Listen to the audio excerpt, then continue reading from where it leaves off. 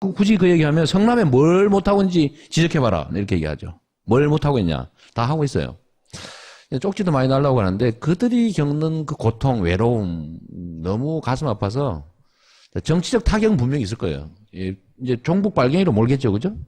몰 테고 과격하다 그럴 거고 경박하다 그럴 거고 범주를 벗어나서 오버한다 그럴 거고 분명히 전 정치적 타격을 입을 거라고 보는데 제가 이걸 돌파해서 넘어서면 그게 다시 더 커져서 되돌아올 것 같아요.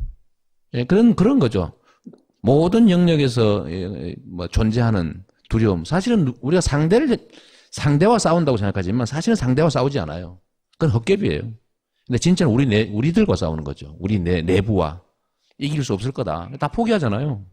본인 지지율이 한 4% 5% 올라가기 시작하면 종교 영역으로 들어가는 것 같아요. 선지자 영역으로 막 들어가기 시작하고 종류는 좀 다른데 이재명 시장과 바로 직전 우리가 만났던 안희정 도지사하고 스타일이 완전히 반대 스타일인데 도달하는 영역은 비슷해요.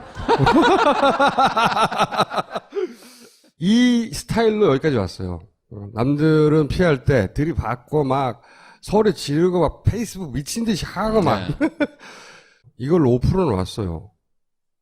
나머지 45%까지 어떻게 가요 이걸로? 45% 갈 필요 없어요. 정확하게는 26% 가면 되는 거죠. 왜냐하면 45%는 다음에 하면 됩니다. 원래 전 정치라고 하는 게 지지자를 조직하고 지지자를 강화하는 게 정치라고 생각하거든요. 우리가 50% 저쪽 상대방 사실 50%도 아니죠. 뭐 한 30%는 관심 없으니까 35% 저쪽 36 우리 34 뭐 이럴 수도 있는 거고 35라면 18만 하면 되는 거죠.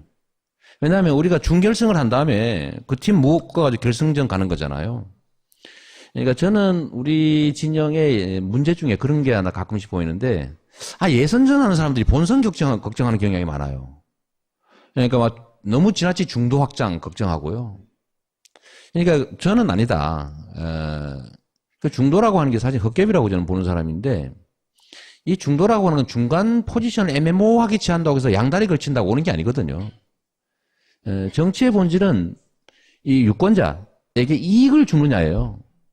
누가 저보고 이런 식으로 계속 나가다가 이거 보수 진영이나 중도 진영으로부터 배척받지 않겠냐라고 얘기하는데 제가 증거를 하나 딱 댈 수 있습니다. 제가 얼마나 과격해요. 얼마나 원론적입니까? 뭐 세상 사람들의 얘기를 하면 얼마나 좌편향적이에요. 그런데 제가 분당에서 압도적인 지지를 받고 있습니다. 강남벨트 분당에서. 본시가지보다 지지율이 더 높아요. 이해할 수 있어요? 실제로 그렇습니다. 그게 뭐 전 제 자랑하는 것 같아서 제 자랑 많이 하니까. 분당이 옛날에는 7대3으로 지는 지역이었는데 이번엔 10% 압도적으로 이겨버렸어요. 그게 영향이 있죠. 정치는 국민들이 기대하는 바가 있죠. 저 사람이 나와 이념을 같이 하냐 진짜 중요하지 않습니다. 특히 요즘처럼 저성장 사회에서 기회가 적을 때는 사람들의 소비 패턴이 되게 실사구시적이 된다고요. 정치 소비도 마찬가지로 실제로 나한테 득이 되냐를 아주 세밀하게 따지기 시작하는데 이익이 되면 좌우 상관없어요. 거기서 이익이란 경제적 이익입니까? 아니면 예를 들면 깨끗한 환경일 수도 있고요. 그다음에 예를 들면 복지 혜택일 수도 있고 네. 부정부패 안 하는 민주적으로 존중하는 민주주의일 수도 있어요.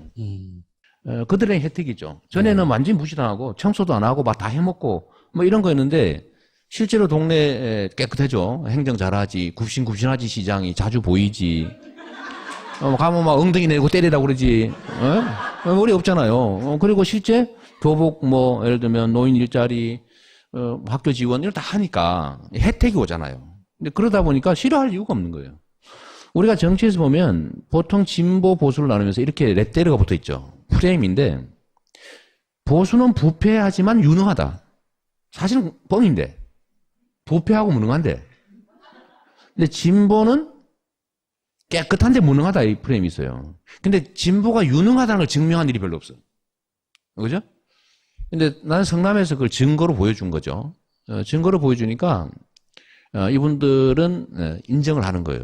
그래서 얘기를 좀 되돌아가면 중도라고 하는 건 없는 건데 예를 들면 우리가 진보의 가치라고 하는 게 지금보다는 좀 더 나은 세상을 위한 지향이나 노력을 말하는 거잖아요. 근데 빈말 뻥이 아니고 진짜 새로운 정책, 좋은 정책을 만들어서 진짜로 집행함으로써 나한테 이익이 오더라는 걸 보여주면 아, 저 사람들한테 맡기면 진짜 나한테 혜택이 있겠구나 라고 믿어지면은 그 중간에 어정쩡하고 뭐 이쪽도 좋고 저쪽도 좋고 하는 사람들은요 자기한테 이익되는 쪽으로 움직입니다. 그 사람들의 말을 들어주거나 아니면 그 사람들의 입장과 동일한 포지션을 취한다고 해서 지지하지 않는다는 거예요. 이익이 된다는 확신을 주는 순간에 지지하죠. 처음부터 그러진 않았잖아요. 그러니까 네. 성남 정도 사이즈에서는 오랜 시간 본인을 입증해서 여기까지 도달했는데 성남시는 구석구석 직접 갈 수도 있고 근데 이제 대한민국 사이즈 정도 되면 직접 다 만날 수가 없잖아요. 그러면 본인이 그렇다는 걸 언론의 도움을 받거나 혹은 미친 듯이 하는 SNS를 통해서 이제 확대하고 포장해서 퍼뜨려야 되는데 네. 성남 사이즈처럼 해서 전국을 똑같이 그렇게 만들 수는 없단 말이죠. 모두를 설득해서. 네. 종편이든 주류 악성 언론들한테 제가 엄청난 공격을 당했잖아요. 원래 죽었어야죠. 죽었어야 되는데 요즘 세상이 바뀐 거죠. 네트워크가 발달하다 보니까요. 저는 언론에 보도되는 것보다도 이 부산에 지진 났다, 야 큰일 났다, 빨리 어떻게 해라. 이게 더 빨리 퍼지는 세상이에요. 언론 보도보다도 국민 안전처보다 훨씬 빨라. 그죠? 속보보다 훨씬 빠릅니다. 그야말로 거의 전격적이라고 할 만큼 빠르게 정보가 유통되죠. 예. 그러니까 지금 전혀 예상하지 못했던 새로운 세상이 있어요. 그게 이제 네트워크이죠. 거미줄처럼 만들어진 네트워크. 언론보다도 더 빠르고, 더 광범하고, 더 낮게 깔려있는. 근데 이게 저는 국민들이 요즘 겪는 그 어려움, 예를 들어 이 불평등함, 이 부정의, 이 차별, 이 억울함, 이런 것들을 해소해야 되겠다는 열망은 점점 커지고 있어요. 그런데 상황은 점점 더 나빠지고 있어요. 그런데 이 사회의 운영을 담당하고 있는 정치 세력들은 점점점 더 나빠지고 있다는 거죠. 그러면 이 사람들이 과거처럼 주는 정보 받아가지고 다 혼자나 고립되어 있으니까 옆 사람이 무슨 생각하는지도 모르고 그냥 맨날 신문 방송이나 보고 있다가 그냥 주는 선택지 몇 개 중에서 아이고 할 수 없지 뭐 이 중에 제일 덜 나쁜 인간이 뭘까? 제일 덜 나쁜 집단이 누구지? 어쩔 수 없이 찍는 이 판이 뒤집어지고 있는 상황이다 이게. 그 힘인데 예를 들어서 그 힘이 이제 역으로 작용할 수도 있거든요. 최근에 예를 들면 뭐 무슨 그 당을 탈당했네, 뭐 종교동계가 지원하고 있네, 노무현을 배신한 과거가 있네, 뭐 이런 공격을 받아요. 최근에 인터넷에서. 그런데 생각해 보면 그렇게 파워풀한 걸 저쪽도 쓸 수 있거든요. 그리고 개인이 사실관계를 판단할 수 없을 정도로 애매모호한 것도 있을 수 있단 말이죠. 네트워크가 자기한테 꼭 유리하게만 작용하지는 않는다. 네. 예를 들어서 지금 이런 공격을 네트워크에서 차근차근 제대로 다 해명하기 어렵거든요. 한동안은 또 가정사 문제 때문에 공격당하고 뭐 그러셨잖아요. 지금도 뭐 심하죠. 네, 일단 그러면 이런 거. 예를 들어서 당을 탈당하고 뭐 노무현을 배신했고 뒤에서 동교동계 지원하고 있고. 이거죠. 예를 들면 최근에 갑자기 제가 몇 차례 이제 공격을 당했는데 당대표 나가냐 마냐를 참 심하게 한번 당했고요. 김종인 대표하고 영화 봤다가 한번 작살나게 한번 당하고. 그 다음에 이제 며칠 한 일주일 전 정도부터 갑자기 이제 그 얘기. 제가 지금 언급했던 열린우리당이 탈당했다. 네. 그러니까 열린우리당을 파괴했다. 그렇죠. 정동영, 정청래, 이상호, 이재명 내지서 그 얘기하고 그다음에 이제 동교동계의 지원을 받는다. 뭐 그다음에 노무현을 배신하고 노무현을 공격했다. 이런 이제 명백한 허위 사실이죠. 이것들이 대대적으로 유포되기 시작했는데 이걸 제가 이제 저번 주말에 불타고 나잖아요. 네. 그래서 제가 열심히 또 반격하다가 싸움이 났어요. 네. 반격하는 것도 욕먹을 일이더구만요, 보니까. 그래서 제가 마지막 얘기는, 허위사실 유포라고 하는 거는, 대의민주주의 체제에서 민주주의 시스템 자체를 망가뜨리는 거다. 왜냐하면 주권자들의 판단을 흐리게 하는 거잖아요. 난 이게 부정부패보다 더 나쁘다고 생각하거든요. 시스템을 망가뜨리니까. 그래서 내가 허위사실 유포에 대해서는 그게 일배든 아니면 공작조든 어쩌면 우리 내부에 있는 것이라고 할지라도 이거는 제거해야 된다. 문책임을 묻고 다시는 이런 짓 안 하게 해야 우리가 경쟁을 하고 난 다음에 이제 경쟁이 끝났을 때 화합할 수 있잖아요. 근데 한번 경쟁을 하는데 생각해 보세요. 너 바람 피웠지? 너 애 있지? 뭐 이런 식으로 막 음해당했다고 생각하고 나중에 화합이 안 됩니다. 화가 나게 되잖아요. 그래서 이 합리적 경쟁이 가능한 풍토를 만들기 위해서 제가 이건 좀 분명하게 밝혀야 되겠다라고 생각하고 있는데, 이게 물론 이제 일방적으로 막 스피커 큰 쪽이 막 떠들면 처음에는 좀 통해요. 그런데 이게 정보가 잘 소통되는, 바람이 잘 통하는 데서는 밥이 쉬지 않듯이 실체가 빨리 드러나는 거죠. 예를 들면 제가 당적 한 번도 바뀐 적 없는 증명서 하나, 그거 내면 되는 거죠. 이거 말씀하는 거지. 이거. 네. 저는 이게 당에서 발행하는 게 탈당했으면 언제 탈당했다 들어왔다고 돼 있어요. 입당은 복당. 입당이 이제 제가 시민운동하다 첫 2006년 선거에 나가기 위해서 2005년에 입당한 거예요. 8월 23일인가. 그걸 2016년 10월 7일에 발급받은 며칠 전에 거예요. 받은 거지. 네. 하도 거짓말해서 인터넷 기자들이 그때 당시에 열린우리당이 제3지대 당을 만든 다음에 통합하기로 의결을 했어요. 그 의결했어요. 네. 그리고 제3지대 당 만들 때 한명숙 총리부터 뭐 전부 다 참여했어요. 네. 대통합신당인가? 그렇지. 뭐. 여기 만들고 합당해버렸죠. 네. 이거를 탈당했다고 해석한 사람이 있는 거예요.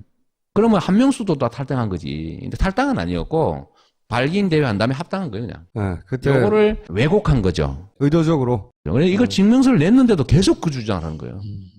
제가 분명히 하나 얘기하고 싶은 거는, 제가 정동영 의장을 지지했다고 저한테 문제 삼는 사람도 있던데, 그분이 지금이야 탈당했지만 그때 당시에는 이 당의 후보 중에 한 사람인데 제가 지지한 게 죄입니까?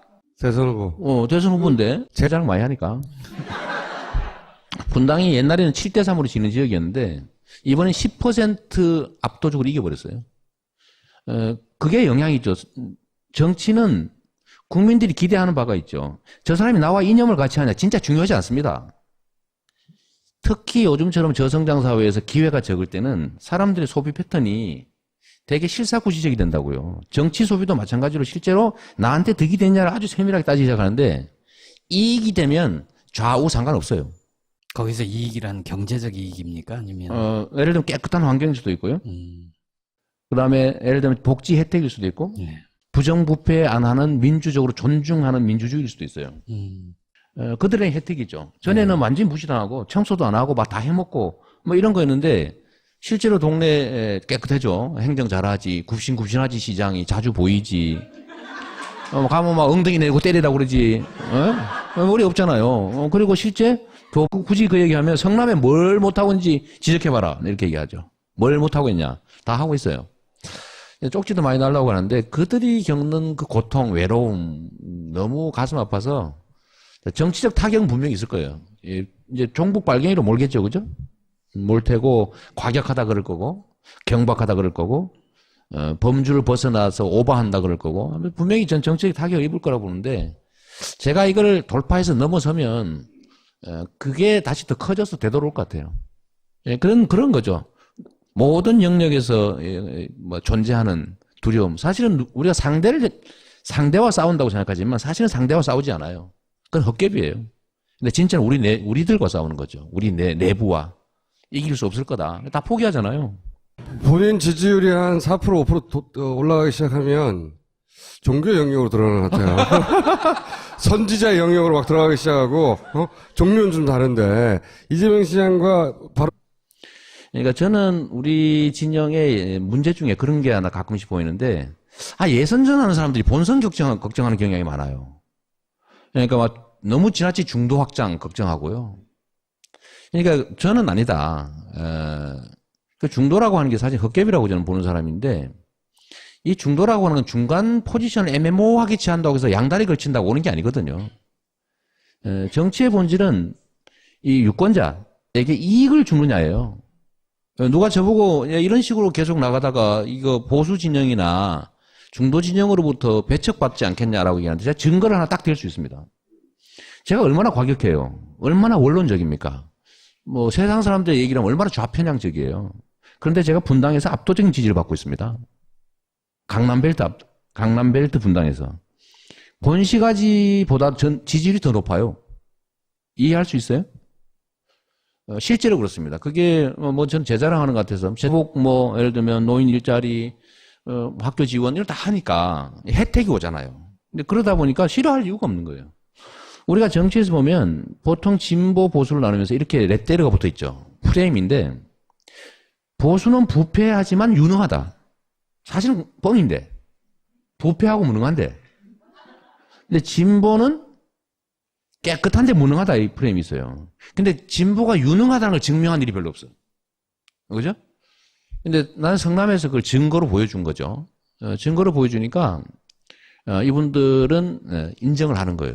그래서 얘기를 좀 되돌아가면 중도라고 하는 건 없는 건데 예를 들면 우리가 진보의 가치라고 하는 게 지금보다는 좀 더 나은 세상을 위한 지향이나 노력을 말하는 거잖아요. 근데 빈말 뻥이 아니고 진짜 새로운 정책, 좋은 정책을 만들어서 진짜로 집행함으로써 나한테 이익이 오더라는 걸 보여주면 아, 저 사람들한테 맡기면 진짜 나한테 혜택이 있겠다. 직전 우리가 만났던 안희정 도지사하고 스타일이 완전히 반대 스타일인데 도달하는 영역은 비슷해요. 이 스타일로 여기까지 왔어요. 남들은 피할 때 들이받고 막 서울에 지르고 막 페이스북 미친 듯이 하고 막 이걸로 5%는 왔어요. 나머지 45%까지 어떻게 가요 이걸로? 45% 갈 필요 없어요. 정확하게는 26% 가면 되는 거죠. 왜냐하면 45%는 다음에 하면 됩니다. 원래 전 정치라고 하는 게 지지자를 조직하고 지지자를 강화하는 게 정치라고 생각하거든요. 우리가 50% 저쪽 상대방 사실 50%도 아니죠. 뭐 한 30%는 관심 없으니까 35% 저쪽 36 우리 34 뭐 이럴 수도 있는 거고 35라면 18만 하면 되는 거죠.